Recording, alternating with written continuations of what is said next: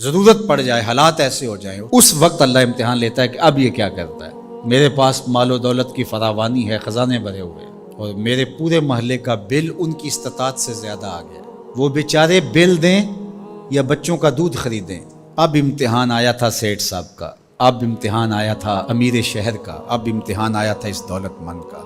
امام شافعی فرماتے ہیں نقص اموال کا مفہوم یہ ہے، اللہ اب پرکھتا ہے کہ اب یہ تجوریاں کھولتا ہے یا اب یہ موقع سے فائدہ حاصل کر کے مزید دولت اکٹھی کرتا ہے۔ جب دولت اوپر سے بھی آ رہی ہو اور بندہ آگے بھی خرچ کر رہا ہو، وہ امتحان نہیں ہوتا، اس لیے کہ اوپر سے بھی آ رہی ہوتی ہے اور بندہ آگے سے بھی خرچ کر رہا ہوتا ہے۔ جب دروازے اوپر سے بند ہو جائیں، حالات اس طرح کے ہو جائیں، اب اگر وہ خرچ کرے گا تو اب نقص اموال کا اندیشہ ہے۔ تو کہا یہ تھا امتحان، اللہ دیکھتا ہے کہ اس امتحان میں کون پورا نکلتا ہے، یہ اللہ آزماتا ہے۔ اس وقت آزمائش ہے امیروں کی، غریبوں کی تو ہے ہی ہے۔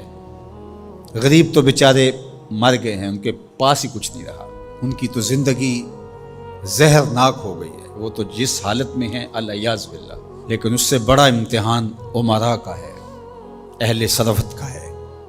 یہ ہے ابتلا جو امام شافعی فرماتے ہیں۔